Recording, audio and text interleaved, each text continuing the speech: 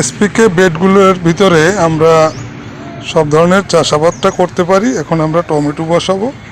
এক হাত পরপর লাইন দিয়ে আমরা 3টে গাছ দিয়ে দিচ্ছি, 1.5 হাত পরপর আর একটা লাইন। এইভাবে যদি আমরা লাগাই তাহলে সমস্ত জমিটা সুন্দরভাবে কাজ করতে পারে।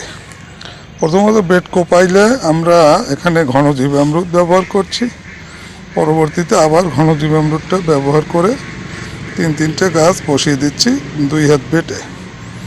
এর পরবর্তীতে আমরা হালকা পানি দিয়ে যদি আমরা গাছগুলিকে ভিজিয়ে দেই তাহলে এখান থেকে একটা ভালো রেজাল্ট ইনশাল্লাহ আমরা পাবো, এটাই আমাদের আশা। এসপিকে সিস্টেমটাই হচ্ছে 2 থেকে 3 স্তরের বাগান, এবং 3 স্তরের বাগান যদি নেওয়া যায় তাহলে এখান থেকে লাভ করা যায় কমপক্ষে 3টে স্তর। আমরা কলার সাথে পেঁপে, তারপর মালটার সাথে পেয়ারা, এই ধরনের করে আমরা বসাই, কলার সাথে লেবু, এই ধরনের বাগানগুলি তৈরি করি।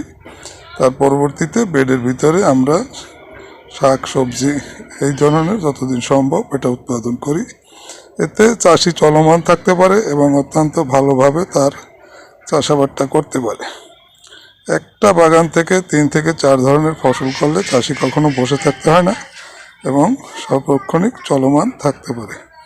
ধন্যবাদ সবাইকে, ভালো থাকবেন। যে কোনো পরামর্শের জন্য আমাদের সাথে যোগাযোগ করতে পারেন। আমরা ন্যাচারাল ফার্মিং নিয়ে কাজ করছি সারা দেশে এবং ইনশাল্লাহ আমরা এই ব্যাপারে গাইড করে থাকি। ধন্যবাদ সবাইকে।